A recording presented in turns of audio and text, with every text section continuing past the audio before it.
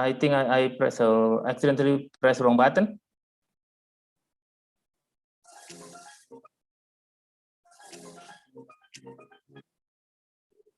Okay, for today's session,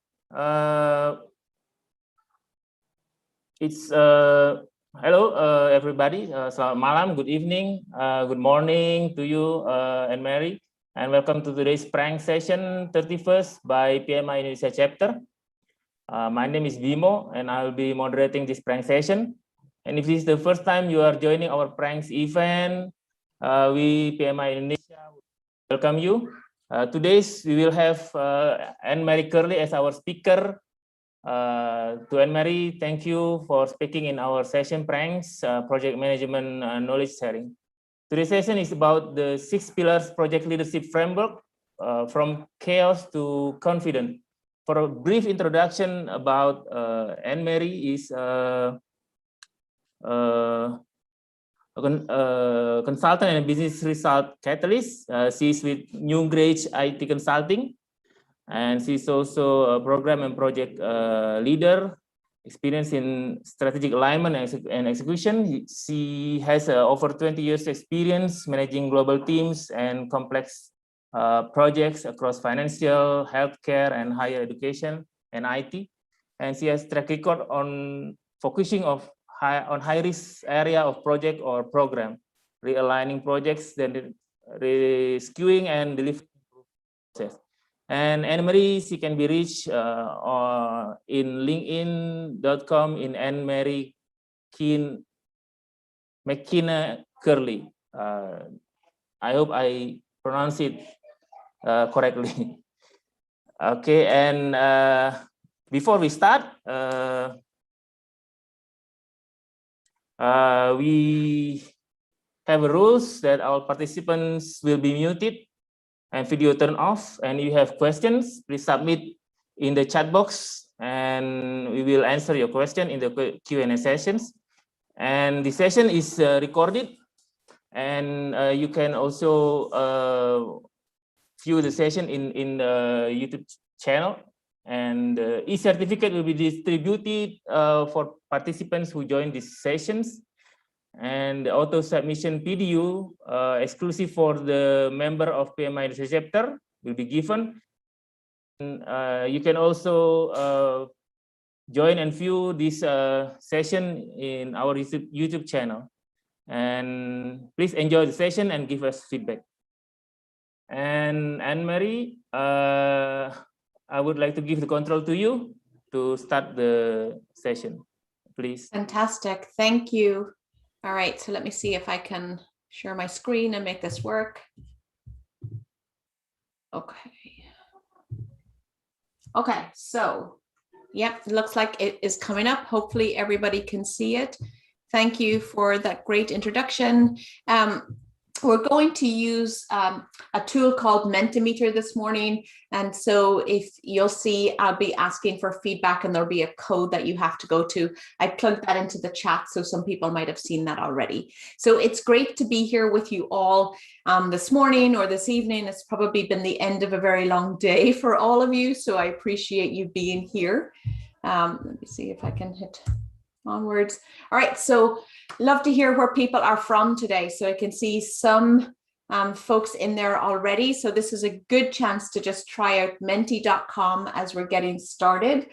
So you go to menti.com and enter the code that you see at the top of the screen here, and just let me know where you're dialing in from today. And while you're doing that, you know, pranks is an interesting word from an Irish perspective. So I am Irish, I live in the United States, but prank in Ireland means to play a trick on someone. So I promise that I'm not going to play any tricks on you guys today. We're going to give it all up for you. So no pranks, Irish style today. All right, so I can see lots of people coming in. So this is a word cloud. So clearly most people are coming in from Indonesia, but we also have some other locations represented. So this is great. Technology works. Okay, so, you know, thank you for the introduction. You know, I'm not going to go through it all again, but let me just say, I was an accidental project manager. I did not choose this field. It sort of chose me. I'm the oldest of 7 kids. I grew up in Ireland. So I was always organizing people and organizing work and organizing things. It just came naturally to me. But I pursued a computer science degree, and I was a C++ programmer developing trading systems on Wall Street. And I was only a couple of years out of college working for a firm when my manager and her manager decided to leave the firm the very same week. And they nominated me to take over the team.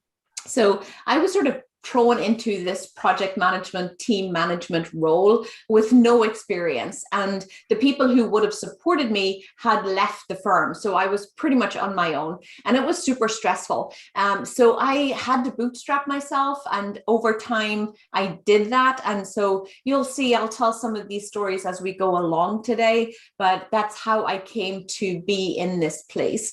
And so right now I've had my company for about 10 years. I like to say that I help clients execute their strategy, because it's more than just a project. The organizations that I work with are doing projects because they need to transform how they're working.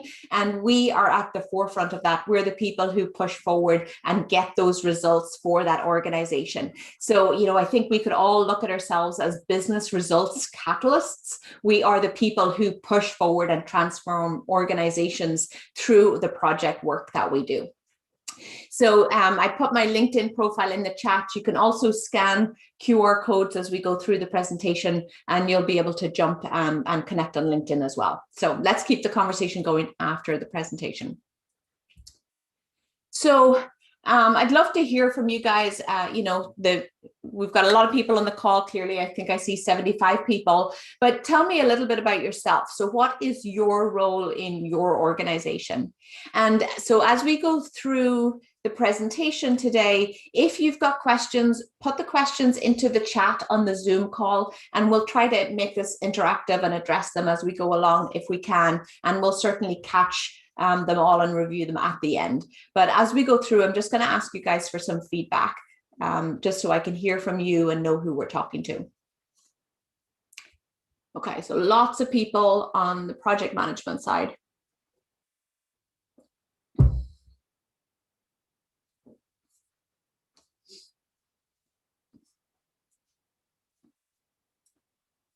Okay, that's good. This is perfect. Hopefully you guys will all get some benefit from this today.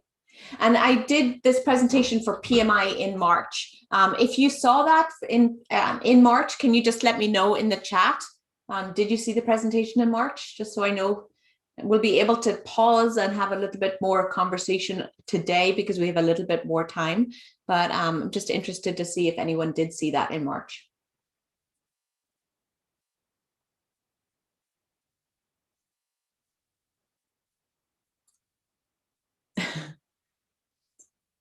Okay, good. Lots of people didn't. All right, that's good.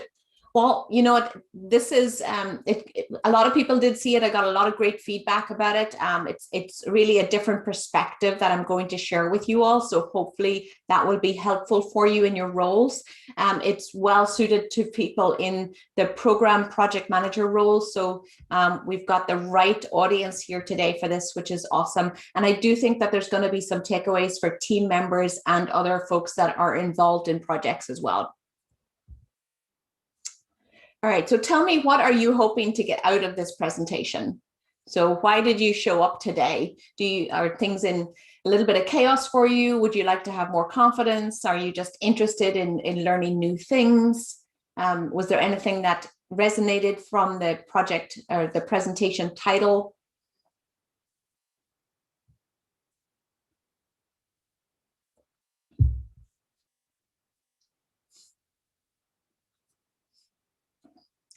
Control chaos. Yes, I like it.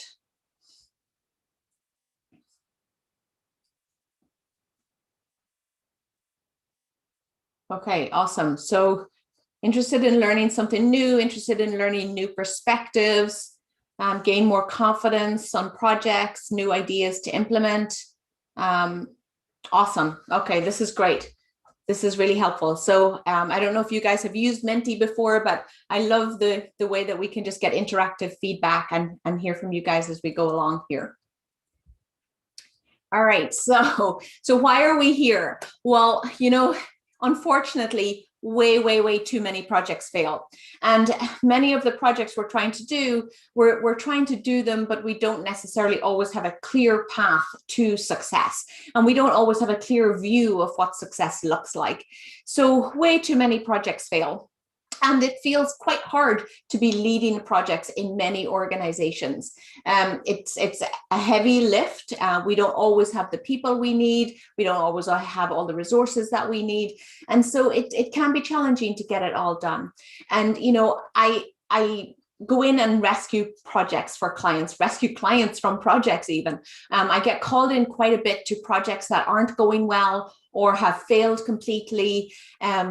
And I end up trying to put them back, you know, lift a ship and put it right back up again, which is really hard. It's so much easier if you can start it out right and just keep it going the way it needs to go and keep it on the rails. You know, if it was a train, keep it on the rails. So, you know, one example, I was called into a client last summer and they had gone live with the project. It was supposed to be 6 months, turned into 12 months. At go live, it broke all of their systems, all of the other systems, all of their production operations. They were down for 5 weeks. They weren't able to process any transactions for 5 weeks. That cost them 6 figures in lost revenue, but worse, it cost them 5 team members who walked out and said, we've had enough, we're not doing this anymore. This place is chaotic, it's a mess. And so the cost of that, the true cost of that project was so much more than the cost of what the vendor was paid to do the work. And so way too many projects fail. And I started making it my mission to try to teach and coach people how to do projects in a way that leads them to be successful. And I also, you know, talk a lot to executives around how to set up environments where teams can be successful. And so as I go into my second decade in business, I really want to spend more time working with people like you guys, helping be the person who supports you to be successful in your role. So you can see here, so I don't know if you guys are familiar, PMI put out a research paper every year called The Pulse of the Profession. And so this was the 2020 statistics. And what's staggering to me is we've had formal project management in place for decades now, right? Decades, at least 30, 40 years. But we're still seeing statistics of failure. Like here, this shows like a third of projects fail. And this, I think this was based on 3,000 organizations. Based on my experience, I think the failure rate, the slippage rate, the budget overruns are way more than this. So I ask, why is it so hard? What is it that is making it so hard? And why are all these projects failing? And what can we do about it? See. Okay, so I want to hear from you guys. So what do you think is the #1 challenge that are facing managers and leaders today in your organizations?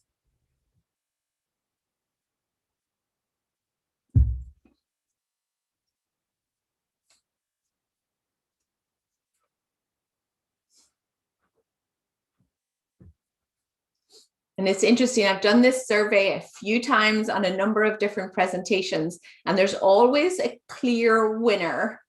And so you guys are heading in that same direction.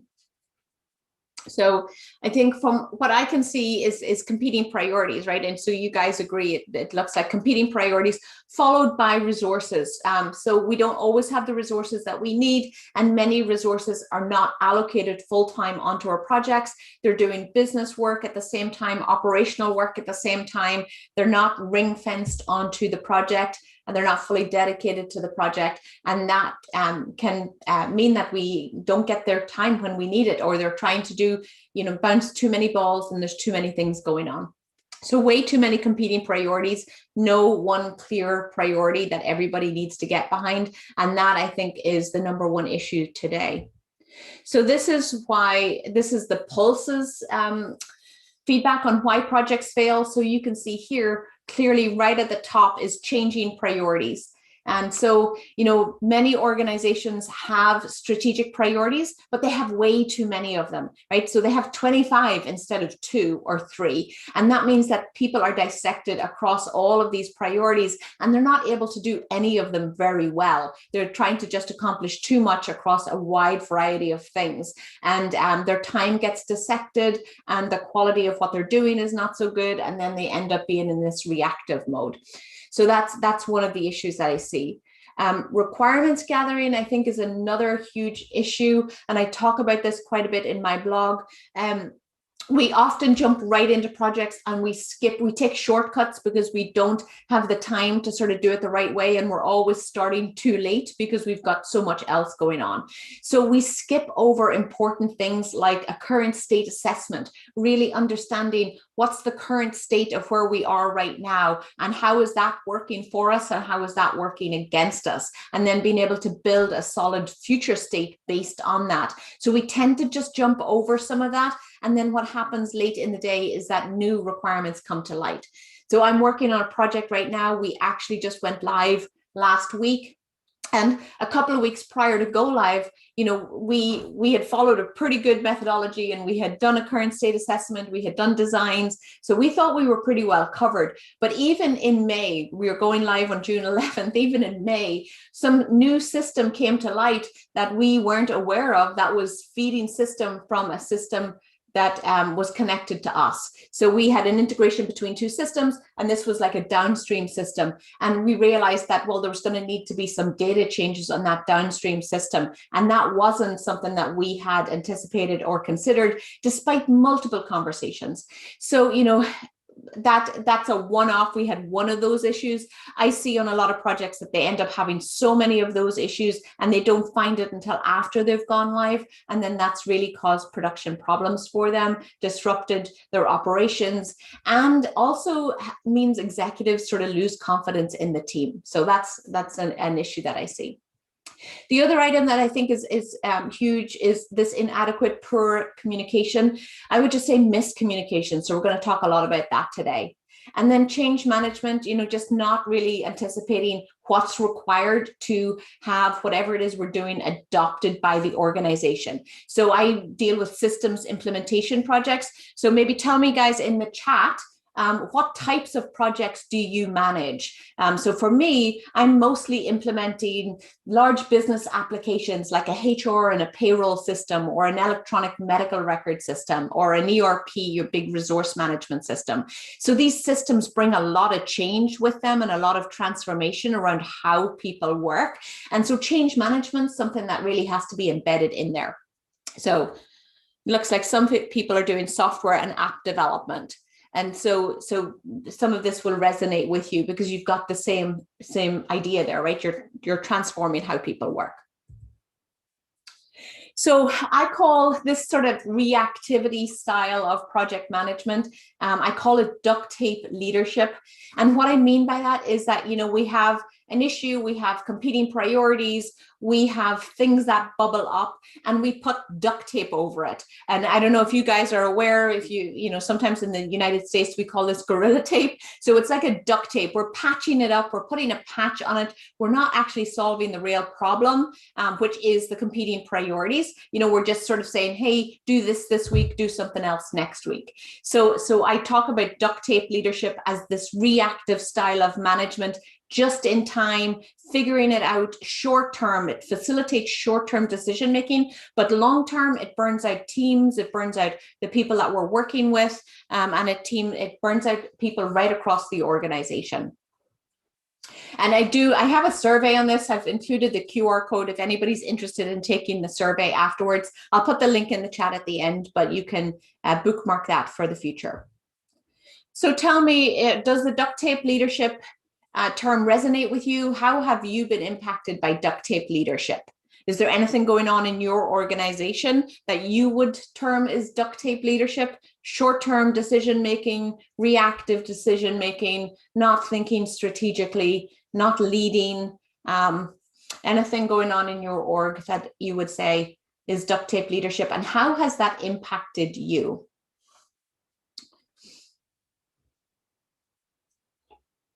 Yeah, demotivation, you know, that is so huge, right? I think right across the world, people are feeling pretty burnt out from everything that happened in 2020 and the changing nature of how we work in our organizations. And you know, people who've managed to keep it together are now feeling like coming into 2021, they're pretty burned out too. And so this demotivated exhaustion, the mental health issues. I mean, the good thing here is that people are talking more about it. So hopefully organizations and executive leaders will start to pay more attention to this, but people are tired. Yeah, people are tired, exhausted, demotivated.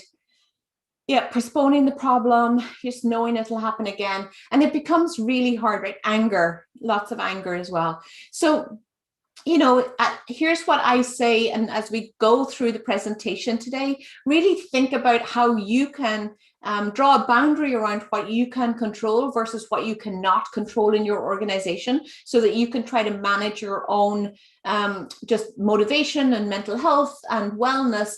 And you can give advice to other people, but if they don't take it, if the executives don't listen, you can sort of let that go, right? So as we're walking through the presentation today, really think about how you can use some of the examples and the frameworks that we're talking about to have different conversations in your organization and maybe prompt some change around how the organization is working. So yeah, lots of wasted time.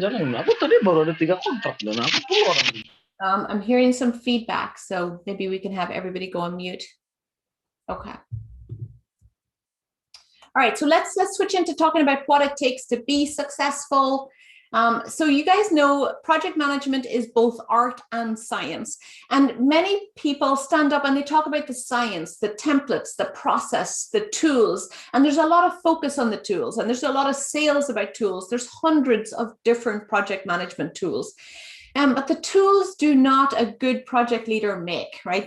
They don't make it and break it for the project teams. The art is the most important piece. You know, being able to lead and guide the team, build those relationships, ask the important questions, and know when to stop asking questions, you know, being able to think through things on multiple different dimensions and from multiple different perspectives, being able to motivate your team in adverse situations where things are not going well, being there, holding space for the team, guiding and leading them through despite, you know, that duct tape leadership that you know is going on. You can be the bright light shining for your team and leading them forward, right? Helping the team to navigate their way through conflict and deal with that in a healthy way, and just promoting individual responsibility and accountability. These are all of the what's commonly known as soft skills in project management. But here is the thing. I don't think these are soft skills at all. I think these are power skills, right? So, you know, these are the skills that make and break projects and make and break teams. And these are core skills that I feel like everybody in our organization really needs to embody. But as project leaders, we can start that. We can start shining that light. We can start showing up in a different way and carrying these core traits forward and leading by example in our organizations. And the path might be a little bit long and slow, but you can affect change, and you can have people look to you and see you as a leader, and then start to show up differently in your organization. You can carry these ripples forward to your teams and to their teams. And over time, you'll start to see momentum build within your organizations. So before we jump into the framework itself, I want to touch on leading versus managing. So we tend to have this, very polaristic view in the world today of leaders and managers. And if you read the books and if you read the white papers and the articles in the newspapers, it says management is bad, managing is bad, leading is good. And it's a very black and white view of the world. It's this tug of war that goes on between leading and managing. But I believe personally that in order to be successful, if you're leading teams and leading projects, you need to be able to blend both of these skill sets. You need to be able to organize the work, be methodical, be detail oriented, get the work done. You need to be in control of the work. But at the same time, you need to be able to motivate people and build relationships and encourage them and inspire them and influence them to get the work done. And if you're turning up just as a project manager, like a checklist, and you're going through a checklist, well, people aren't necessarily going to be really engaged and motivated to do that work for you. So you have to blend those leadership skills into your role as a project manager. And Simon Sinek, if you guys are familiar with Simon Sinek, he talks about this and he says, leadership is not a journey to rise in the ranks. It's not a promotion that you get in your organization. It's a journey to help everybody around you rise. And so when I started thinking about how I was training people to be project managers, I really wanted to have them embody the characteristics and the traits that are so important. So what really makes a super awesome project leader? What sets them apart from someone who's just showing up and getting the work done? And it's these traits. It's the power skills. It's the ability to engage the team and engage the stakeholders and lead and inspire and motivate people while managing all of the work at the same time. And so that led me to put together this framework. So my call to action as we go through this presentation, my call to action for you guys today is to be the project leader that your team needs you to be and your organization needs you to be. You don't need to wait for a title. You do not need to wait for an invitation. Just be the leader that your team needs you to be. And so as we're going through the presentation today, think about, check in with yourself. As I talk through just different examples, check in and see where are you resisting what I'm saying and write it down, and what's resonating with you, and what are those things that you may be able to bring back to your organization and help them do differently. So we're going to jump into the framework. And so as I mentioned, so I've been teaching project management classes for a number of years, and I've taught a couple of hundred students at this point. And so I really wanted to, there are so many free resources out there on how to manage projects. There is very little information and coaching and guidance around how to effectively lead teams and projects together. And so I put together this framework to really help people look at it differently. So I took these power skills that we know are so important to be able to lead projects, the communication, the collaboration, being able to lead yourself, lead others, the ability to engage people, the ability to be effective in our management of all the details. I took all of these power skills and I sort of flipped them around and turned them into action words, because it's great to know that these are the skills, but what are you going to do about it? How do you embody those skills? How do you learn those skills?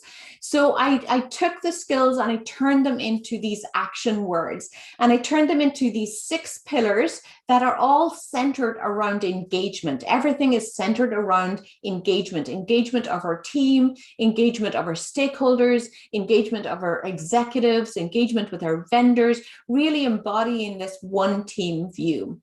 And it's about how, not just about how we should show up, but how we should behave on a day-to-day basis. And if you have engagement as your core element of how you want to behave on a day-to-day basis, that influences you to show up differently. And then you can show up as a leader within your organization. So here are the 6 pillars. So what we're going to do this morning is sort of walk through each one of these pillars. And I'm just going to give you a quick overview of each pillar, plus then we'll do a little assessment. And at the end, there's a much more in-depth assessment that you can grab in the download and maybe take this and do this with your teams in your own organization. So the 6 pillars are to clarify, really setting that clear purpose for you, your team, your project. Connection, working with people, building the right relationships so that you can all be successful. Communication, we know how important that is to help engage the team and stakeholders. Controlling all of the details, so important. and collaboration, building that synergy, building that cohesion across the team. And engagement is the central theme that runs through all of this. And at the end, if you're doing all of this well, you are effectively leading with confidence in a day-to-day situation.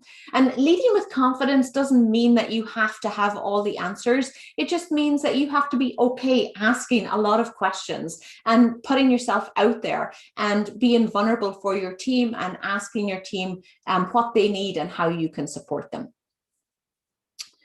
So let's jump in. We'll go through each of these one by one, and I'm going to pause as we go through each pillar. I'm going to pause and give you guys a chance to react to it.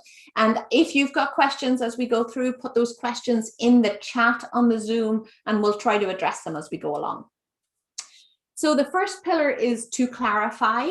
And, you know, there's so much that we could say about the word clarity. Really, we need clarity in everything that we do. We need clarity in our own skills. Really, we need to understand ourselves first. How do we show up? What do we do well? What do we not do so well? Where can we help improve our own behaviors and our own perspectives? And then so understanding where you are is really important, but then also understanding where your team is, having clarity on your team's their resources, their skill gaps. Do they have what they need to be successful? Are you trying to ask them to do something that's really not going to be successful because they're missing core skills? Do they need training? So what is it that your team needs? Having clarity around that is really important. And then also I do what's called a team charter at the start of projects. And I look at and ask the project teams, what are the constraints they're working on within their organization? And what are those barriers to being successful? And what is it that's there in the culture that might be working against them? So you want to have clarity on what those constraints are so that you can figure out how you navigate around them and how you can help engage the team and engage the sponsors so that you're not letting those barriers and those constraints derail what you're doing. And then from a project perspective, you want to have clarity on the outcomes that you need to achieve as part of the project. Now, a lot of you answered that you were project managers, so I'm sure many of you do project charters. So tell me in the chat, just say yes in the chat if you do a project charter for all of your projects. If you don't know what that is, you can say no in the chat. All right, so lots of people saying yes. Awesome, right? Project charters are great documents. I think it's like one of the most important documents. But here's the thing, I don't believe it's just a document. I actually, in my training, I tell people that project charters it's a conversation. The whole purpose of the project charter and that discovery phase is to make sure that you're in alignment with your stakeholders, with your executives, around why the project is important. What are the outcomes? What does success look like? What's the impact of not achieving those outcomes?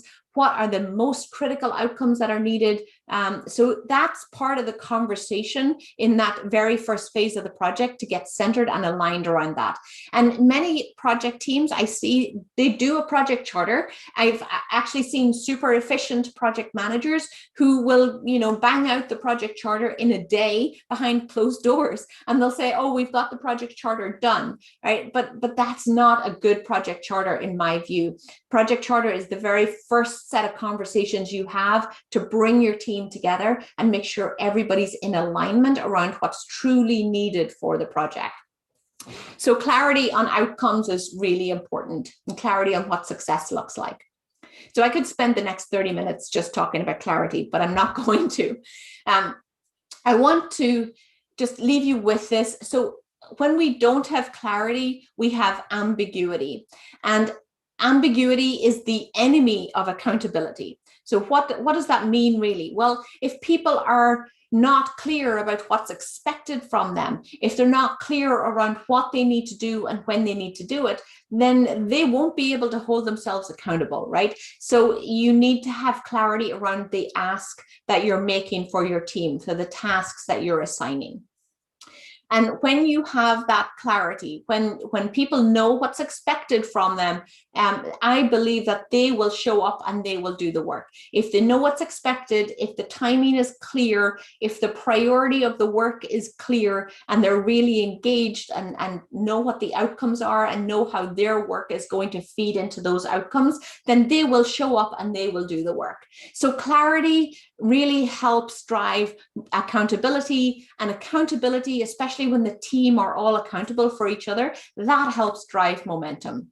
And so if you have clarity and momentum going, then you don't need to be nagging your team. How many people feel like you're a project mother, right? You're there saying, hey, did you pick up your dirty socks? Did you clean up the sink? Did you, right? It's like, you're constantly asking your team, did you do this? Did you do this? Did you do this? Right? You're chasing them down for answers. But if they have clarity and you're engaging them, you shouldn't have to do that. They'll keep things moving. They'll propel it forward themselves. So under clarity, again, we talked about this, but you want to assess whether you have clarity on your own skills and your own behaviors as a project leader. Do you have clarity on the constraints and the gaps and the situation with your team? And do you have clarity on your project itself and the compelling reason? Why are you doing your project? What's the outcome if you don't achieve it? What's the number one outcome or transformation that's required from your project? And so, as I mentioned, I'll give you a link to the download at the end, and there's a much more robust set of questions that you can use. But for today, I just wanted you guys to think through some of these and have us talk through them. So let me know, where do you think you could use more clarity? What should you be doing on your projects, with your teams, for yourself, to really gain more clarity? And where might a lack of clarity be hurting you today? And, again, if you have questions, just put them in the chat and we'll address them as we go along here. But I'll pause and give everybody a chance to respond.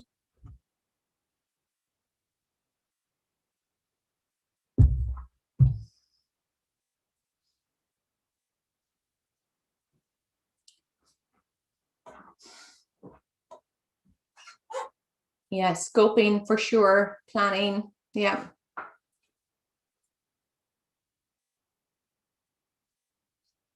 So project deliverables is a good one, right? There's a concept, if you guys might not all be aware of it, but in software development, there's a concept of definition of done.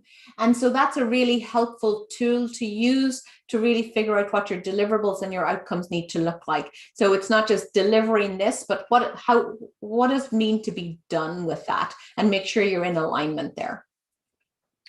Okay, so lots of good feedback here. So acceptance criteria, RACI chart, yes, roles and responsibilities. So often I see people putting a roles and responsibilities chart in the project charter, but they don't actually keep that going and bring that detail to bear in all of the tasks that they're asking their teams to do. And especially if you're working with people who are subject matter experts, or who the project team is not, it's not their primary responsibility, it's really important to have clear expectations around what each task is for.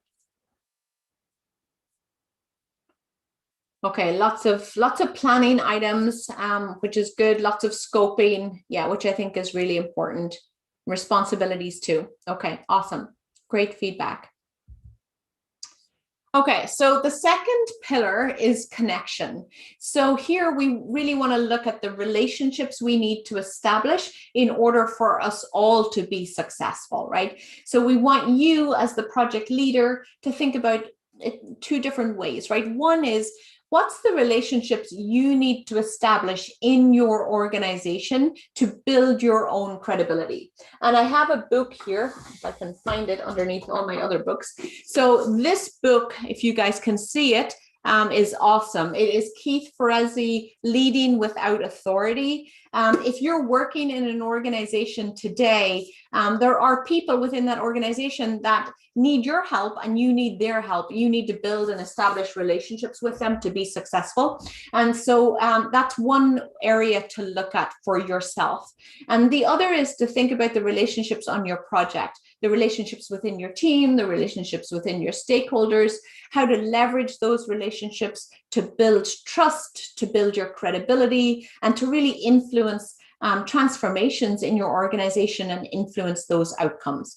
And you have to spend time on this, right? And that's something I think that we don't always appreciate. We don't always put the time in on those relationships, but it's really important to spend the time there.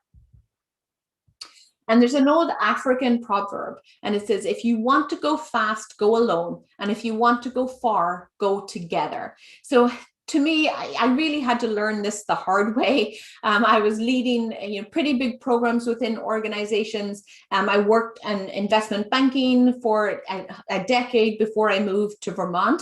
And, I got things done all the time. I was really driven to move things forward. My projects all came in. We got a lot of work done. We mobilized great teams and we did great things. But I didn't spend enough time building relationships. And it wasn't until I came to Vermont and I ended up working within a much smaller company that I learned how important relationships were. And I did a podcast interview with someone last year and we talked about this, and I'll dig out the link. I don't know if I have it on my links, but I will dig out the link and send that to you so that you guys can get to see it. Relationships are so important. So when we have that connection with people, it drives the relationships, it drives our credibility, it drives trust. That then starts to drive our influence. So if you ever feel like, you're sitting in your organization and people are not listening to you and they're not really hearing what you've got to say, well, step back and think about who do you really need to establish credibility with, and can you do that through relationships? So we need those relationships to drive the influence, and we need the influence to drive the impact. So here, think about who do you need to develop relationships and why. Really jot down what's the 3 or 5 relationships that you think are the most important for your success within your organization, within the work that you're doing. And then think about stakeholder engagement and executive engagement on your projects, and how can you better engage them. So I talk about stakeholder engagement versus stakeholder management, because I think it's all about engaging. It's all about bi-directional information. It's about getting the feedback from people. So tell me, who do you think you need to spend more time with engaging? So is it team members, your manager, peers within the organization, the stakeholders on your project, vendors, consultants, or maybe other experts outside your company? So who's important for you? And so I do see one question in the chat while you guys are doing this. It says, how important are the specific technical knowledge expertise for the project manager to build credibility in front of the team? So, this is a really important question, because personally, I feel like you need to understand what it is you're managing, right? To a certain depth. You don't need to be the subject matter expertise. You need to be able to ask the right questions from the subject matter expertise. So you need to, get to a certain depth of knowledge around the context of your project, the environment you're working within, and what it is you're trying to do, so that you can connect the dots. When you're in a call with technical people over here or business people over here, you have enough information and enough knowledge about what you're trying to do and how it all works for you to be the person to connect the dots. You need to be the glue on the team connecting the dots.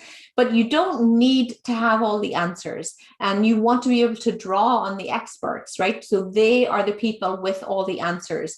But if you just go in approaching it from, here's a checklist, I'm just going to run through the 10 project management questions that I need to ask and we'll be done, and you don't spend the time learning that, then you won't be as valuable to the team, and the team won't see you. They'll see you as a burden to them rather than a value add. And I see there's a lot of organizations where the project managers show up and they take the notes in meetings and people are telling them what to do. And people are like, I don't want to go to your meeting because it's not value add, right? And it's like pushing a boulder up a hill. if you flip that and you are adding value, you are, instead of taking notes that are a full stream of he says, she says all the way through the meeting, if you're summarizing the context and making it 5 bullet points and 3 action points and getting that out to the team, they're going to start to see that you're adding a lot more value, because they don't have to spend 20 minutes reading through the notes trying to connect the dots. You've connected the dots for them and you've summarized it nicely. So that's just an example of how really learning the context of what you're doing can help build your credibility. So hopefully that answered your question. Okay, so let's see, who do we spend time engaging? Okay, a lot of stakeholders, some team members. So think about peers within the organization. Definitely encourage you to take a look at Keith Ferrazzi's book and really look at how you can build peers throughout your organization to help you be successful, and so that you can help them be successful too, because I think that will help you in the long run. Okay, so pillar number 3, here we're talking about communication. So, you guys know that this is important. A lot of you are project leaders, so, this is not new to you. But I don't think we spend enough time communicating, and I don't think we're intentional enough in our communications. So communication drives behavior. It's not just what we say in an email or what we say in person, but it's how we behave and how we show up. And so we need to really be intentional and purposeful in how we show up and how we communicate and how we behave. And it requires practice, practice, practice. It's something that even when you know it, right? And so I've done a lot of deep thinking and a lot of research in many different ways. I have 3 teen boys. I have looked into how can I be a better mother? How can I be a better parent? How can I be a better project leader? How can I be a better guide for executives? And I've spent a ton of time over the last couple of years really going deep on that. So when you blend all of these things together, I should really know what to do, right? I should be embodying that every single day. And for the most part, I'm much better at it than I was 5 years ago. And probably 90% of the time I show up well and I'm really intentional. But there's still times where I will be caught off guard and I'll react to something that in hindsight, I probably shouldn't have reacted to. And so even when you know this, and even if you're nodding along with me saying, yeah, I know this, there's nothing new here. It's how you behave every single day and how you show up and your energy that you're showing up with for your people on calls. So this is something to just practice, I think, self-awareness. Practice, if you can, just be aware of how you're showing up and be reflective on how you're showing up and just make mental notes for yourself. Then over time, you sort of move from that regret that you can, if you've ever walked away from a conversation and you're sort of beating yourself over the head saying, oh my God, why did I say that? Why did I act that way, right? Why did I yell at that person, right? You can leave that behind, and that becomes this thing that maybe happens every once in a while versus something that's a continual thing that you might be concerned about. So lots of consequences of ineffective communication. And this is one of the reasons that projects fail. So I see it as just people are ineffective. They don't have that credibility, so they aren't able to get the work done. Their stakeholders are not engaged with them, or they're dissatisfied, or they're venting to project leaders. You don't have the confidence of project leaders, so they don't listen to what you say in meetings. The team are disengaged, and people are just like disjointed, and it's not all hanging together. So, real impacts on our team. And this really, I think, affects people's motivation. So tell me, how has communication issues impacted your team?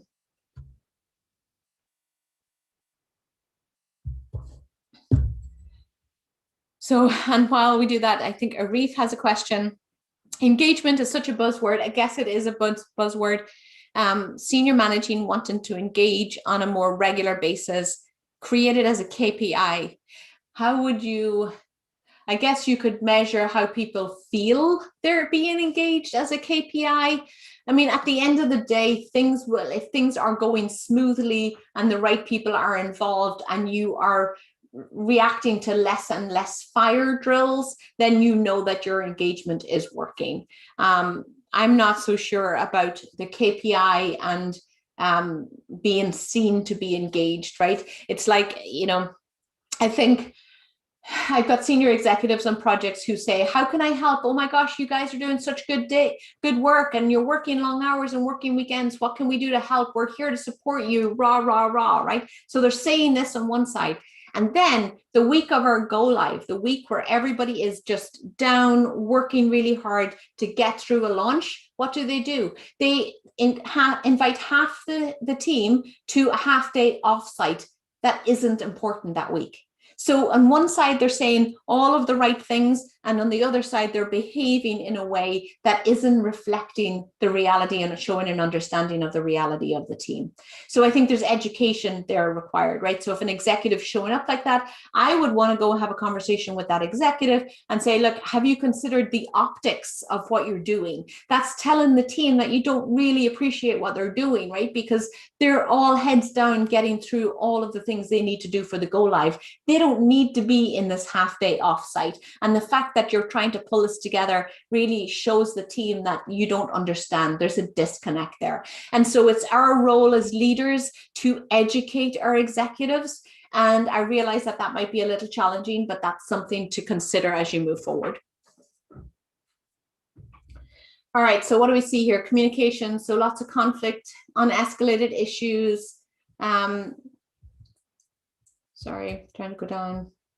Unclear responsibilities, misalignment, misunderstanding. And you know what all of this breeds?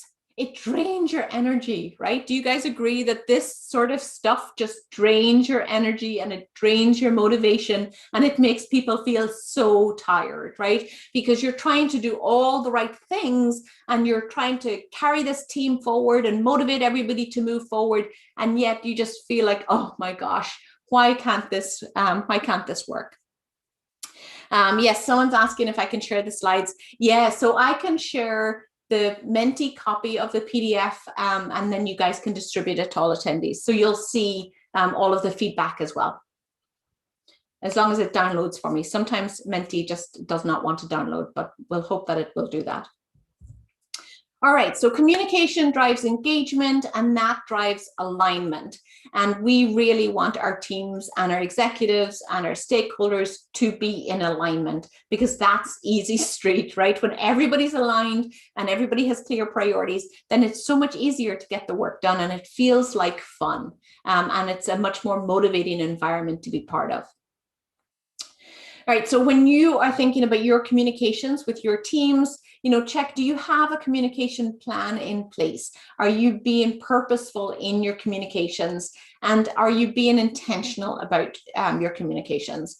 And, you know, one of the examples I use here, and I could have used this in the clarity setting as well as the communication setting, is really just even purposeful in our meetings that we're having with team members. So I see a lot of people spend more than 50% of their time in meetings, and they're not always effective, right? And so in many meetings, some project leaders are good. They'll put an agenda on the meeting. So here's the topics we're going to talk about. But what I don't see on many meetings is the clear purpose of the meeting. So what are we trying to achieve in this meeting? What's the purpose? What's the outcome we want to walk away with from the meeting? At the end of the meeting, what do we want to have achieved? So put that clearly as your first line on the meeting invite. The agenda is simply how you're going to execute that meeting to get that purpose, to achieve that purpose. And then only invite the people you need to achieve that purpose. Everybody else can be let go. I mean, there's way too many people showing up on meetings because of the fear of missing out. So they don't trust other people, or they're showing up and they're working on their laptop, they're multitasking. Multitasking doesn't work, by the way. So they're showing up, they're multitasking, they're disengaged. If you call their name, you have to repeat the question for them. So better off to just not invite them, invite a small number of people, reduce the time, and have a clear purpose on your meetings. Very simple action that you can take to help your meetings be more effective. So I'm going to ask you for input again. Where might you need to be more purposeful in your communications? Can you release people from meetings? Can you decline meetings that don't have a clear purpose? Can you ask people for the purpose of the meeting? Can you start to set purposes on your meetings? Do you have, when you think about what you're communicating in presentations or in meetings or in executive reports, think about your audience and what they need from you and what you need from them.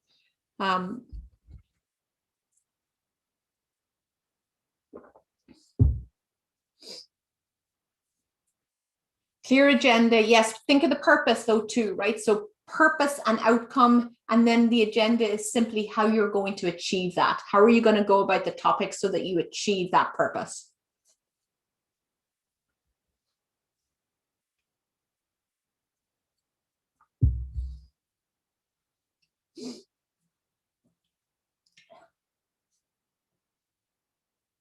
Yeah, even if you guys could tackle one thing, and it's tackling meetings and making your meetings more effective, that is such a huge time saving and efficiency gain across the team. Okay, ground rules, yeah, that's also great for meetings. Okay, awesome. Someone in the chat says, focus, repeat the summary at the end. That's always helpful. The other thing that I try to do for meetings, while we're on the topic of meetings, I summarize the notes, again, really super short and bullet points, sometimes even in a tabular structure by topic, couple of bullet points per topic, key decisions, key sort of connections between items, and the actions, clear set of actions with clear owners and due dates if possible. And so if you can just create a real concise set of notes from a meeting and make sure that that's in a place where people can find, people will also feel more confident in your ability running the meeting, but they'll also be okay with missing the meeting because they know they can go find those notes and they'll be able to catch up. So then you can they'll tend to just sort of move off and not have to feel like they need to attend your meetings. Okay, be clear to the audience what you want when you leave the meeting. Yeah, absolutely. Great point. Okay, awesome. So let's keep going. So the next pillar is collaborate. Now, this is a given, right? You've got a team, you really want to collaborate well with them. And again, this is one of those words that people tend to say, right? And it's like another buzzword that people tend to use, but they're not necessarily behaving in a way that's promoting really good collaboration. So here we want to clarify, what does collaboration look like? What does the project journey look like? How can we be successful as a team? This, it's back to that clarity. How do we have clarity around what we're trying to do?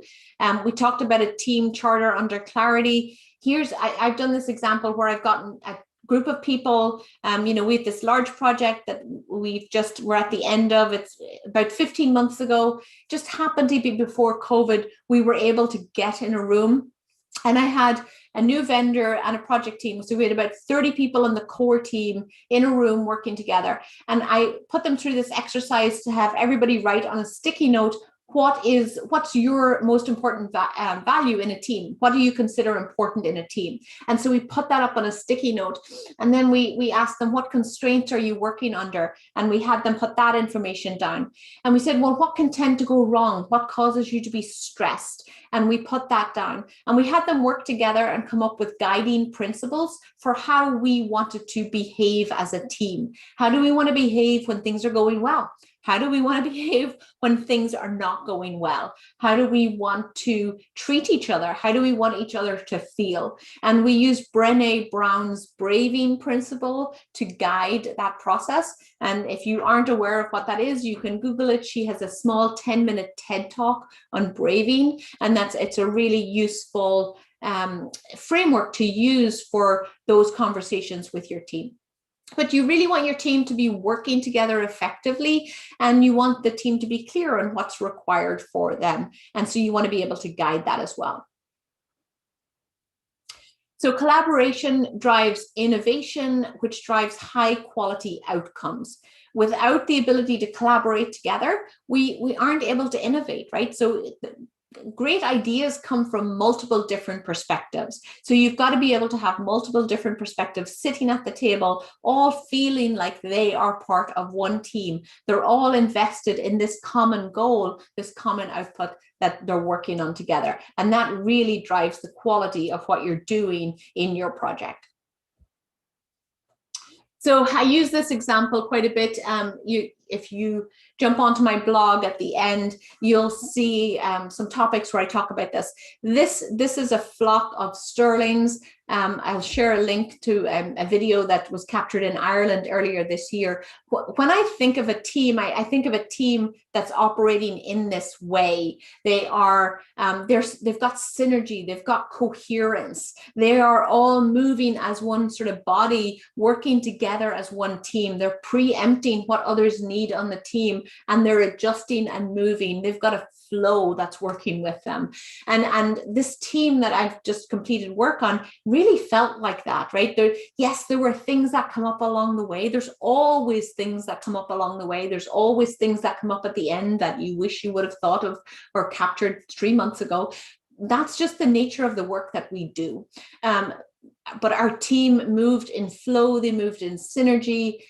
Where there were sort of areas of dissent, we were able to quickly come back together again. And it was a great experience. And despite having lots of curveballs thrown at us, we're trying to move 6 organizations, 6 hospitals actually through COVID, trying to move them through onto a combined HR payroll system.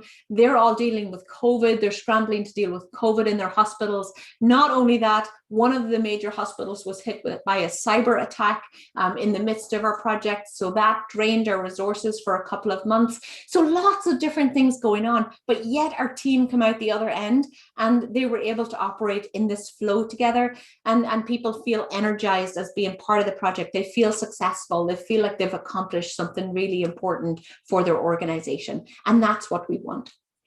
Now, what I see in most organizations is that teams are groups of individuals who are working together. So people are operating more like a group of individuals that are working in a disjointed way versus a team. A team is a group of people that are working really, really closely together on a common objective. And they're really trying to achieve this common goal together, and they depend on each other to help them achieve that goal. That's what a team is. They're very, they collaborate really highly. They have that coherence, they have that glue that connects them. Most teams are operating as a group. They've this disjointed set of individuals that show up every week or every 2 weeks for a status check-in, but they're not all dependent. They're not all really gluing together and really creating that cohesive experience. So I would ask, how do you feel like your team are operating? Are they truly a team operating in coherence and synergy? Are they maybe a disjointed group of individuals that's trying to get some work done, or is it a little bit of both?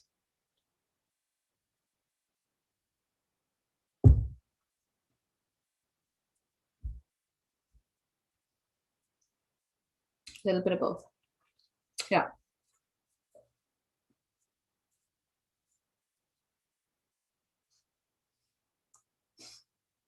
Okay, so it looks like most people are in the, hey, it's a little bit of both. Maybe you've got some people that are operating as a good little unit, and there's other people on the fringes, or maybe there's some parts of the project that feels like you've got some flow, but there's other parts that are not. So I think this assessment will help you think about how you could move more towards the team side of the house, right? And really try to bring that team together. And that requires strong leadership, right? It requires being able to have tough conversations and just be able to guide people forward. Okay, so for the collaboration assessment, so really think about whether your team are clearly aligned, all the way from the sponsors to the stakeholders to the team members. Are you all aligned around the outcomes for your project and what you're trying to achieve for your project? Are your team able to complete quality work on time? Are they meeting expectations? Does it feel like you're all operating at a high degree of synergy, that you're highly cohesive, or do you have room for improvement there? So most people were in a bit of both. So I would ask, what do you think is affecting synergy and coherence on your team? What might be preventing you from moving from a little bit of both to the team bucket? And what can you do about it?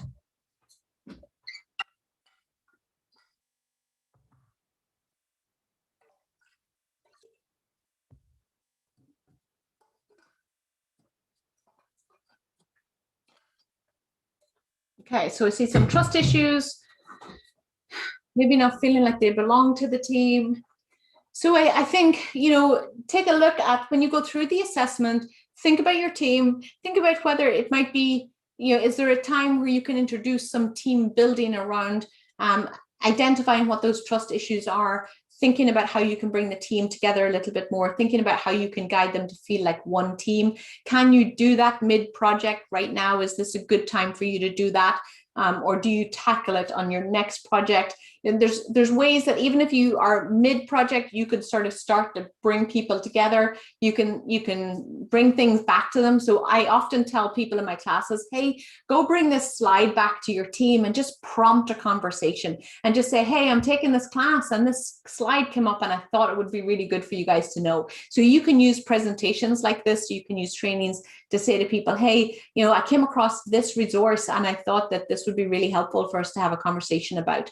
And that can start to build trust over time. Okay. All right, control. So we're nearly getting there. We one more to go. So on the control side, so this is back to being effective. So this is what we call, this is all of the things that we typically call project management, right? It's having control of all the details, managing all of the details, facilitating and guiding people to get the work done. So it's about having a clear plan with clear roles, responsibilities, target dates, keeping all of the details together, maintaining that momentum, holding the team accountable in face of other deadlines and competing priorities and a diluted focus, and then just serving and facilitating and guiding the team through all of this, setting them up for success. And what I see in many of the project teams that I work with is even project managers who have 1 or 2 decades of experience in managing projects, they're not always in control of the details. I have one project manager that I've worked with recently who has more than 10 years experience as a project manager in this field, but he could not put a project plan together. And it was like very high level and it was like a little bit confusing, and a team of people looking at his list of tasks that were sort of grouped in a way that was confusing would never have figured out what they needed to do and when they needed to do it. So he wasn't facilitating the team's ability to get the work done. So really thinking about clear plans, understandable plans, pulling together plans that the reader and the people that you're asking to do the work can understand, managing all the details. What are all the issues, the risks, the defects, all of that, the actions, having a good handle on all of those, logging all of those, having control of all the details is so important. So I know you're not all in IT, and even if you were, I would want to ask you, if you looked at this, if you had to walk in and look at a room like this, could you identify which cable is causing the production outage? Would you be able to identify that? Just answer in the chat if you think you would be able to pinpoint the cable causing the production outage. Not even if you were the best network engineer on the earth, would you be able to do that, right? Because it is chaos. And so when you have a situation where things are not clear and things are not well controlled and well delineated, it becomes really challenging to do the work. So think about your project, right? Imagine your project and all of the nitty-gritty details, the tasks, the actions, the decisions, the issues, the defects, the risks. They're all in this mumbo jumbo, right? Or they're not documented. How could you ever manage the project and guide the team towards success, right? You can't scale chaos, right? You just get more chaos. So this, I think, if you think about your own project and your own command of all the details, is it closer to this than it might be and fully well organized? Can people put their fingers? Can they go pull a chart that shows all the risks? Can they pull a chart that shows all the defects? Can they pull a chart that shows all the actions from the 15 meetings they were in last week? And if not, then you're not helping them to be able to identify what they need to do the work. So control drives our ability to accelerate, which drives our results, right? Having things under control, knowing where to go to for the meeting notes, right? Knowing where to find meeting actions, knowing where to find decisions when you come into the testing, being able to quickly get to a list of decisions that were made in the scoping phase. Those things all help enable us to accelerate. How many people have spent like 15 or 20 minutes hunting in their inbox for something they're sure that somebody sent to them a month ago? Tell me in the chat, does that resonate with you guys? Like, how many searches have you done on your inbox to say, I'm sure I saw this come in, and you search, and you spend 20 minutes, 30 minutes, and you still can't find it, right? It happens all the time. And so we spend all of our time doing searches like that are a complete ineffective waste of our time versus being organized up front and putting things into lists and checklists. So here I would ask you to think about on your project, is your task list clear? Can someone work from it? If you brought in a subject matter expert, do they know what they need to do at any given time? Is it clear to them? Is your project running on track? Are you accomplishing your milestones and accomplishing your outcomes that you need? Are you actively managing? Do you have a list of all of those risks and issues and what we call the RAID chart? And are you including all of the operational readiness, the change management aspects? Are they all included on your plan? Because those are really important for your teams to be successful too. So tell me, how are gaps in control impacting your team and your stakeholders? And what might you want to do about it after this presentation?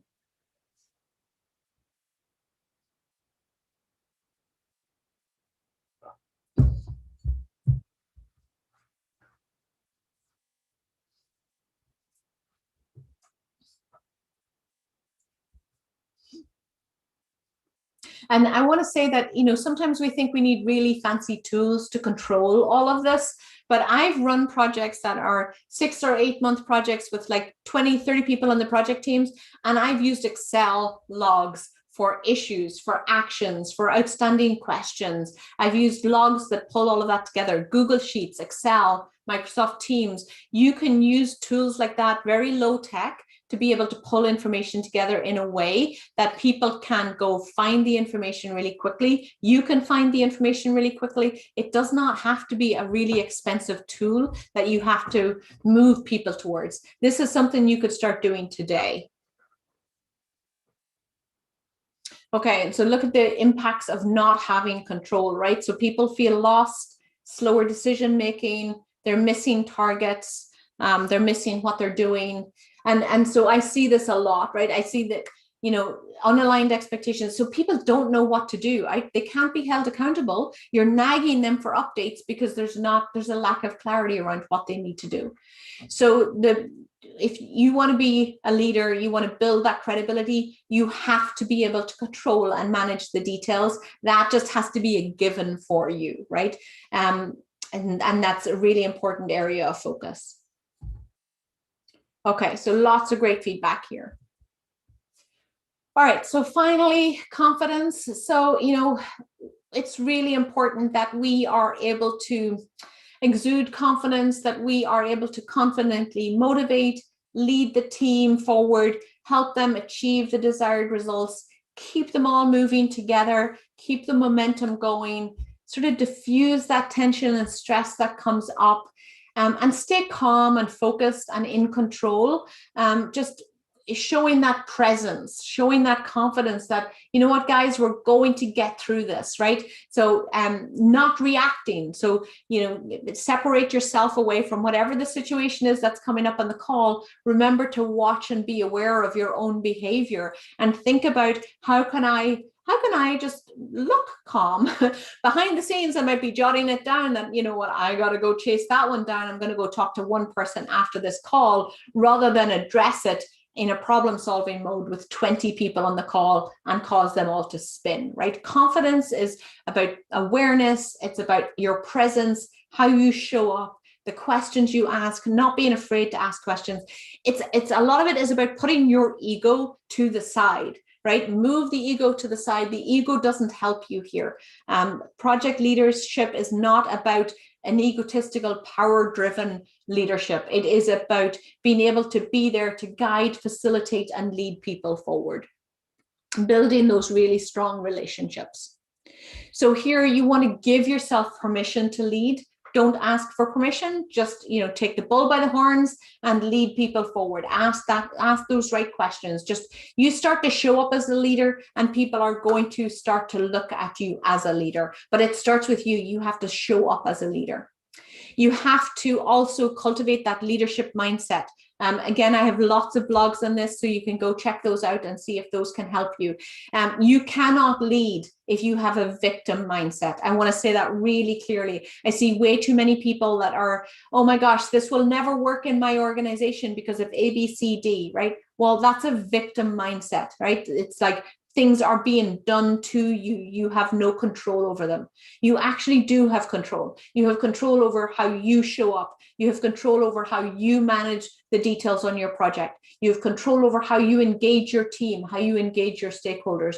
There's a lot of stuff that you can control. Yes, there might be things outside of your control, but you can over time influence those items as well. So focus on people, focus on what they need to be successful, and over time, your credibility will be enhanced through that.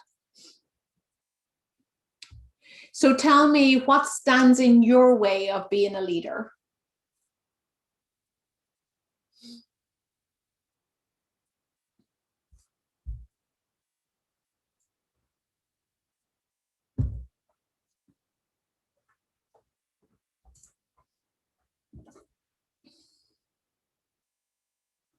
Some red tape, yeah, some constraints. So those are some of the organizational constraints that you might have to deal with. So you have to think about why those constraints are in place and how you might influence maybe changing some of those if they're not effective anymore. Sometimes they're outdated. Sometimes they're there for a reason. So think about that. So there's a lot of company culture, politics, red tape, bureaucracy, old leadership styles. So again, think about those as constraints and think about why the constraints are in place and how you might help influence or navigate around those. So you've got, again, some control around how you do that. You can get creative around some of those areas too.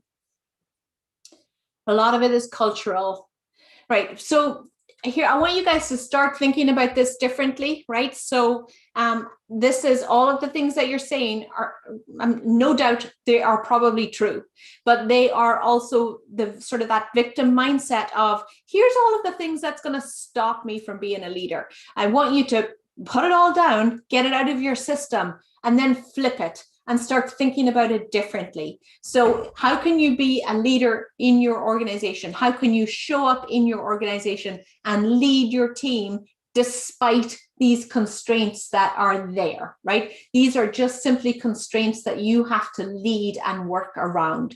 So put them all down, get them out of your system as you go through the assessment, and then recognize that they're simply constraints and things that you have to work around.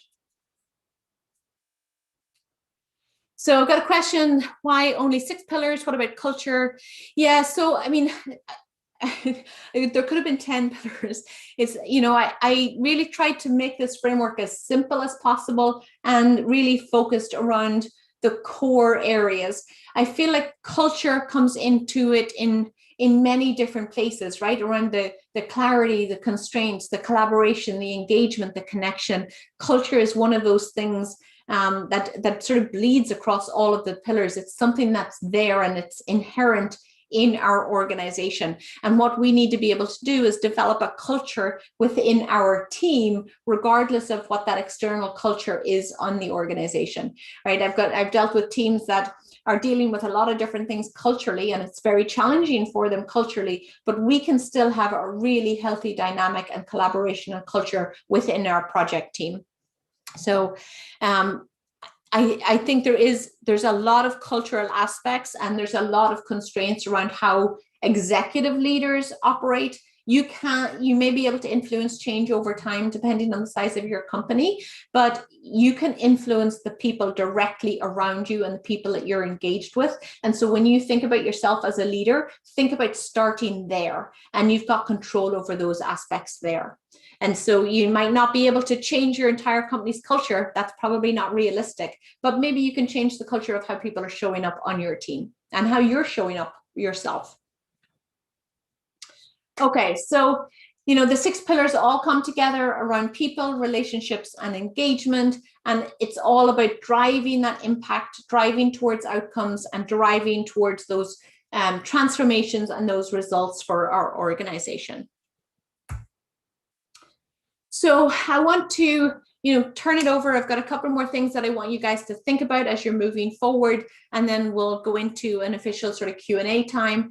But start thinking big, right? We just talked about what it takes to be a leader and talked about why and what's standing in your way. How can you put those items to the side and really think about you? Start thinking about yourself as a leader, right? You have to firstly believe that you're a leader yourself. So this is your time to start to take action. So if you know, think about your team. Are you and your team overwhelmed and stressed? Is there constantly shifting priorities, changing visions, constant interruptions? Is it hard to hold your team accountable? Are you unable to exert influence on resources that are outside your control? Or is people working hard, but they're just not making that forward progress? So how is this impacting you, and what are you going to do about it? So really want to make sure that as you guys walk away from this, that this simply isn't another fun presentation that you've attended. Hopefully it's been fun for you, but it's got to be more than a presentation, right? I really want you to shift your thinking, shift how you're showing up, and start to think about how you can take on that leadership role that your team needs you to take on. So how are all these things impacting your team, and what are you going to do about it? So I want to hear from you guys here.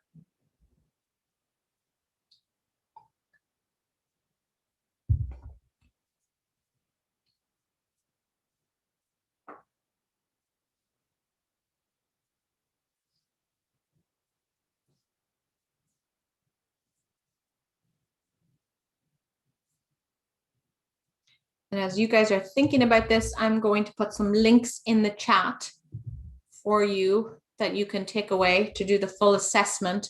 I share this link at the end, but I just want to put it in the chat so everybody has some time to copy it down. Oh, and the podcast on relationship is there too. That's awesome. So,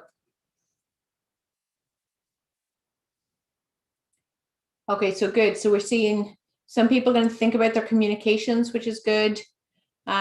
Really think about how to deal with issues. Yeah, I mean, I think, again, think about it from the culture of your team. So how can you really start small? Start with daily wins, right? Just start with the simple stuff that's setting the context for your team in discussions, setting the context of meetings, using people's time wisely, starting to get more control around the details. Start with the stuff that you can control. Start with the stuff that you can influence, and then move outwards from there. You're not going to change your entire company culture, but do you need to? I mean, can you manage a way to be successful and enjoy your work regardless of what that company culture is? Someone's going to share the PowerPoint with their team. Awesome. Have fun with that. I think there's some things that you can certainly do. I would encourage you to look through the assessment and even consider doing the assessment with your teams. I think that would be a great place to start the conversation. Starting with the sphere of influence, yes. Who is part of that influence? Who can you help? Who can help you? Okay, great points here. So let me see. So your mission, should you choose to accept it, is to leave here today, go confidently lead your team, boost the engagement and accountability and your influence and impact to create that unstoppable momentum, accelerate your results, and achieve those powerful transformations and outcomes for your organization. And you can do it. You know, you really just need to believe that you have the ability to start to do these things, right? And start to really look at how you are doing today and have an honest appraisal of where your gaps might be and how you might need to start behaving differently. It starts with you first. So think about what your compelling why is. As you go through this, think about why it's important. Like, I can tell you all of these things are really important to do, and these are the reasons why you should do this, but I want you to think about your own compelling why, right? What is it that's super important? What's the impact of you not becoming that leader that your organization or your team needs you to be? So tell me here what your why is. What's your why, and what's the impact if you don't walk away from here and start to embrace that project leadership role that your team needs you to play? You know, is it continuing to not be effective on your team? Is it continuing to not have that credibility with executives? Is it affecting your ability to get promotion or improve your salary or your job prospects within your company? Is it affecting your ability to impact your own impact within the organization or your team's impact within the organization? What's important here for you? What is your why?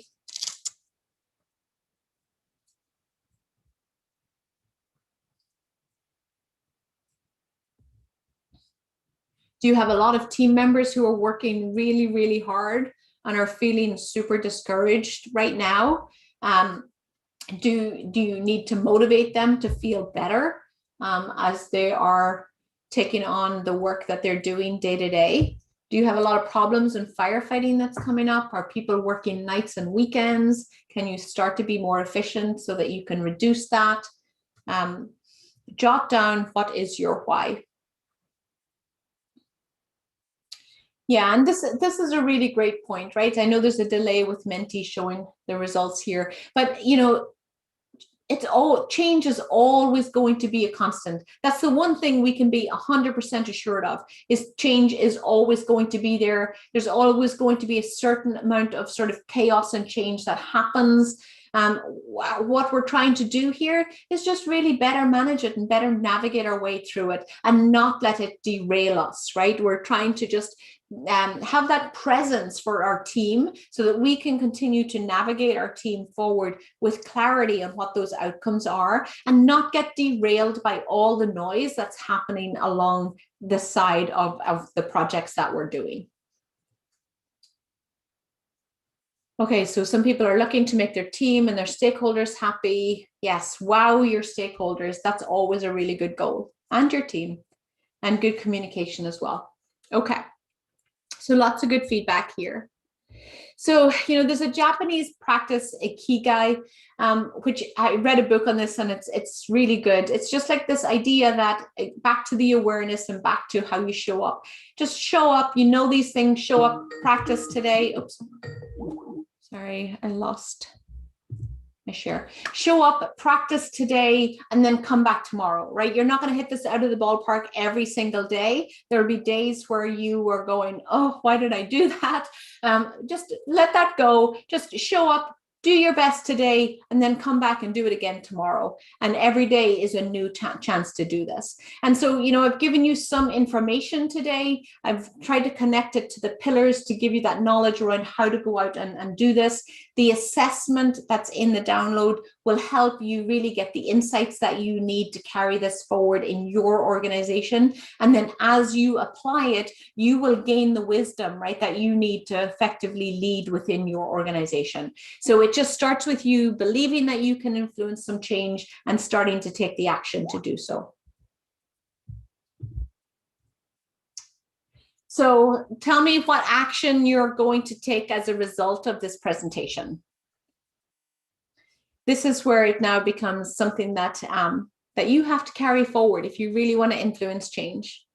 And if you know, there's a book called like Atomic Habits, which talks about these daily small habits. And daily small habits build over a year. You look back 6 months, look back a year, and you will see you're in a different place, right? Because you've started to show up differently. So think about these small daily habits. Like one daily habit that I have, for instance, this looks pretty messy, but I'm just going to show you. This is like a planner. This is a very messy planner, but I take 15 minutes to plan. On a Friday afternoon, I put my entire next week out to say, what's my priority for the week? Yes, things will change, but on a Friday afternoon, I dump that out of my head so that I can go have a nice weekend and I'm not carrying it with me. And then Monday morning, I come back to it. It takes me 5 minutes for my plan for the week, and I'm suddenly starting to work really effectively. I do that every day. Brendan Bouchard has a book called High Performance Habits, and he talks about first thing in the morning, work on your own priorities before you start to tackle other people's priorities.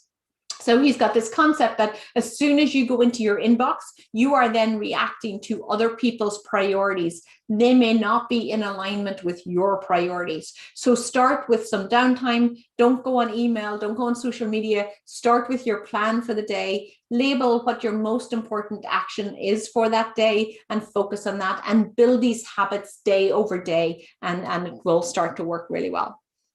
And someone says 7 Habits by Stephen Covey. Absolutely. I love those ones too. Yes, that's a great book as well. So there's some great resources out there. Start small, start daily, do the assessment, and then just every day, even if you can just carve out 15 minutes every day to start doing some of these things, you will start to see the impact of that increase over time. Okay, so in the download, when I've put the link in the chat, you will see a canvas like this. You will see an assessment for your skills. You'll see an assessment for the 6 pillars that you'll be able to do with your teams. And hopefully this will help you as you go forward on your projects. So you can scan this link to get to it pretty quickly. I also want to say, last year I set up a leadership community called Solus Leadership. So if you go to solusleadership.com, I think I've included that as well. Actually, I don't see that in the link. I'll type that up here. I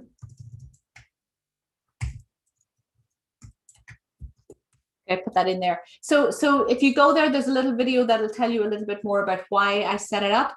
I just want to help empower people like you, people who are leading projects, to shine a beacon of light for their teams, and to be a beacon of light for their teams and really help guide their teams forward. So I've set up a free leadership community. It's full of resources, full of the blogs that I've mentioned, and you can access that as well. So I want to ask you guys one final question, and then I'm going to break and we can answer any questions with people who want to stay on and answer questions. So tell me, your feedback from today's presentation. Did you learn anything? Are you ready to take action? It's just a lot of stuff you've heard before. Hopefully this has been time well spent for you. Hopefully it's maybe giving you a different perspective and can help you implement some new ideas with your teams.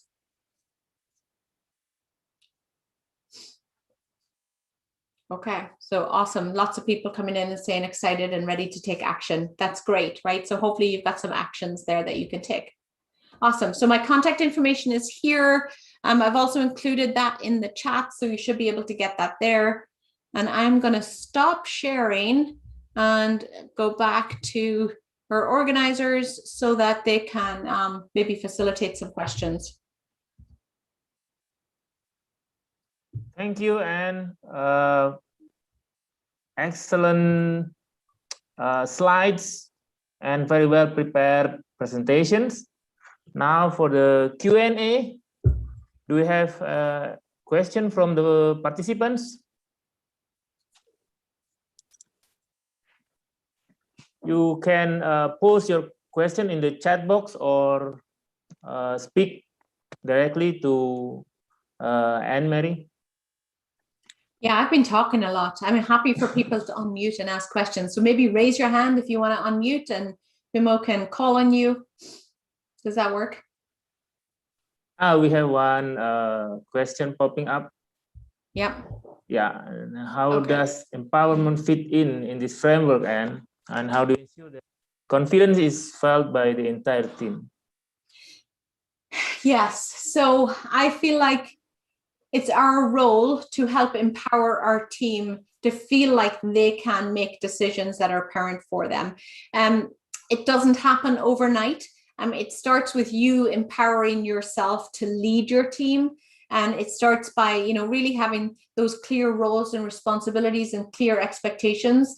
When I teach this, I've got a workshop that I run around the 6 pillars, and we talk a lot about just having that clarity and having starting from a place of decision making. So right out of the gate, when we're doing our project charter in that discovery phase, we talk about types of decisions that individuals in different roles on the teams can make. So not all of the decisions go all the way up to management, for instance. There's a good amount of decisions that we really want the experts to make themselves. And so you empower the experts to make those decisions. You help facilitate and set them up for success by really having a clear guidelines around maybe meetings that you're conducting, but give them the space. So you set up the guardrails, you set up the purpose, you tee up the agenda to be able to follow and achieve that purpose, but then you step back and get out of the way and ask questions so that the people in the team can shine and they can show their expertise and they can think through it. And again, it does not happen overnight. It's something that I think happens over time, and you start small and then you just continue building, and over time people will get better at it. But remember that this is probably a transformation and maybe a new way of thinking for you and a new way of behaving for you, but it's also going to be a transformation and a new way of behaving for your team. And so if you think about change management and think about how we change people's behaviors, that's something that happens over time. It doesn't happen overnight. Even if you show them up tomorrow and you say, hey, I did this great presentation and here's how we should work in the future, it's not going to get adopted that quickly. You have to just show up and behave differently every day, and then over time it starts to ripple out across the team. So hopefully that answered that question. Yeah, I think so. And yeah, I'm very happy to see the links that you share with us, Annmarie, because I think it will help for the self-assessment.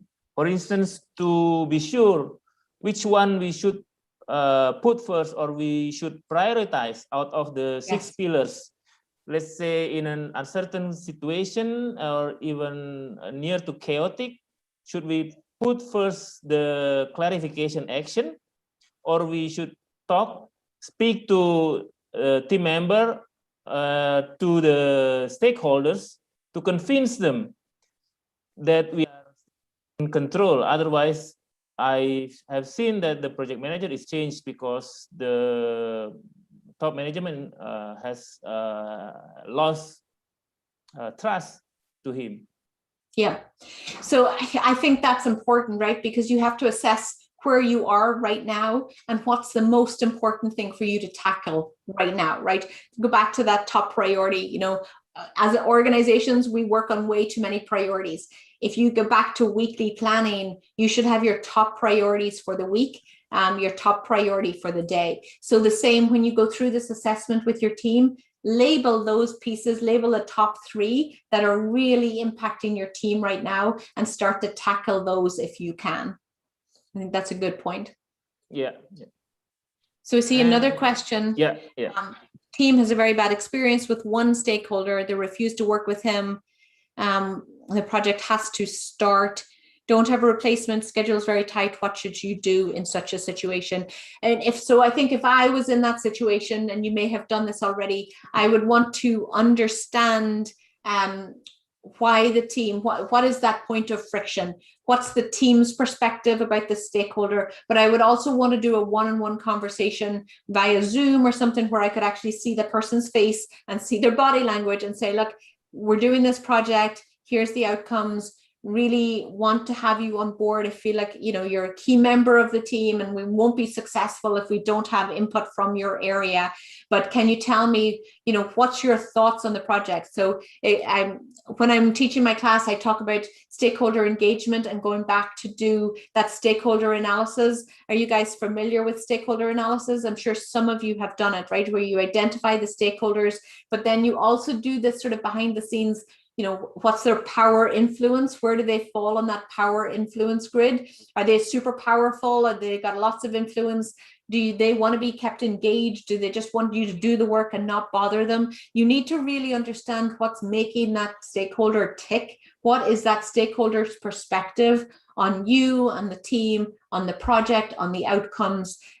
Why are they sort of dragging their heels into the project? Is it just that they're super busy and they don't see this as important? So you really truly need to understand both perspectives and then try to bridge the gap with them. Have the conversation with the stakeholder around, hey, you're super busy. How can we effectively engage you here? How can we make it easy for you? I want to make sure we have your input. So it's really about having those conversations and understanding where both sides are coming from. Yeah, and we have more and more questions popping up, yes, from the participants. And yeah, biggest constraint is ourselves. In my case, it's self-discipline. So I think that goes back to, maybe the very first place you start is that you get a weekly planner and you really start to focus in on what is the most important thing that you need to do each day. What's the most important thing that you need to achieve that week? And I find it really helpful to pencil out times in my calendar. So I've penciled out like a 15-minute pre-planning session before every day's meetings, and I hold that time. I pencil out, blocks of time for focusing on certain things, but I'll put a block if I've got look at my calendar for the week and I look at my priorities for the week and I say, okay, what do I really need to achieve here? And I block out an hour or 30 minutes and I'll say, this is what I'm doing in this 30 minutes. And I'm disciplined enough that I ignore everything else. I shut down the emails. I don't go there, but I have a clear target for how I'm spending this 30 minutes. I think people get sucked into email reactions. They get sucked into social media. They've got too many notifications pinging them and their focus is diluted, and you can't really achieve anything when you're working in that mode. So you have to start with yourself. You have to start with that self-discipline, and you have to train yourself to work in a different way going forward. You can't lead you cannot lead a team if you cannot lead yourself. So leadership starts with you and being disciplined. So Harry says, what type leadership are you? I'm not quite sure I understand this question. So maybe Harry can unmute and ask the question. Yeah, to Harry, Mas Harry, are you going to speak directly to Anne? Maybe to be more specific about the leadership type.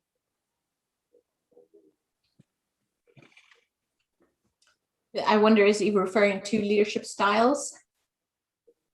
Yeah, I think so.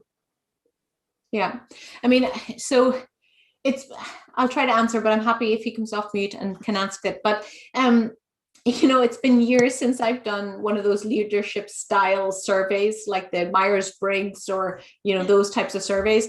And when I did it, I think naturally, I think I actually came up as an introvert and definitely a detailed-oriented person. I was quite suited to software development, where you sort of sit in a cube and you're working on stuff and you're able to focus on your own time and be responsible for yourself.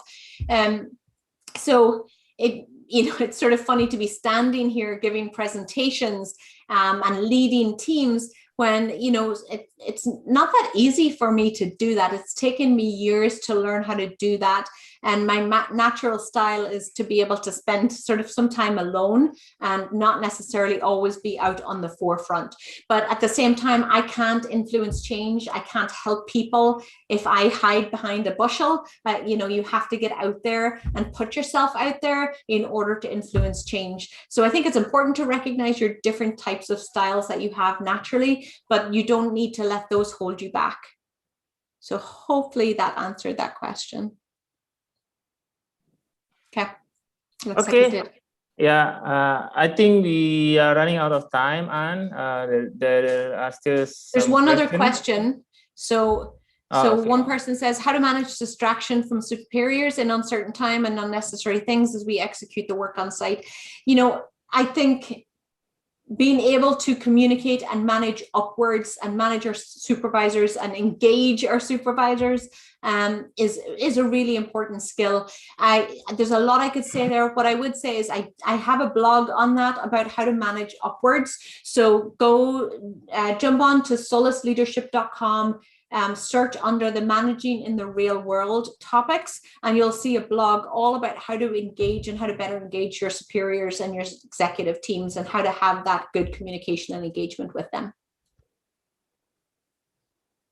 Okay. Yeah. All right. So I know it's late with you guys. I think it's been awesome. I really appreciate all the feedback. We will get you the presentation. I will try to get you the presentation with all of the mentee feedback in it as well. So you've got that. And, you know, I hope you guys reach out and stay in touch. And it's been a pleasure to talk to you all this morning or this evening for you. Yeah. Thank you very much, Annmarie, for your time, sharing your knowledge and your expertise, and also all the valuable insight and all the links for the self-assessments. I think that concludes our session. And before we close the session, we will have a photo session. David, could you help for the photo session, and please turn on all your camera. Oh, awesome. Yeah. And yeah.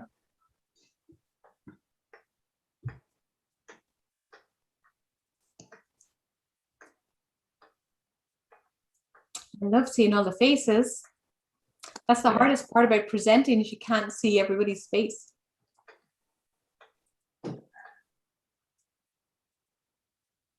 Okay, I will start capturing the picture.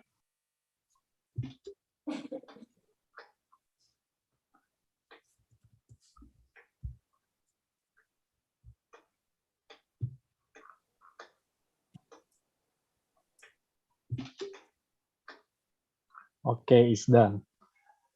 And you really have a lot of energy. It's almost 2 hours and you still have a lot of energy, it seems. Great. Yeah, sorry, I could take a whole day, but clearly you guys have to go to bed and I've got to go to work. So all right. Thank you, everybody. Bye for now. Okay, thank you. Thank you, everybody. Thank you, Annmarie. Have a nice day. Thank you, everybody. Bye. Thank you. Yeah.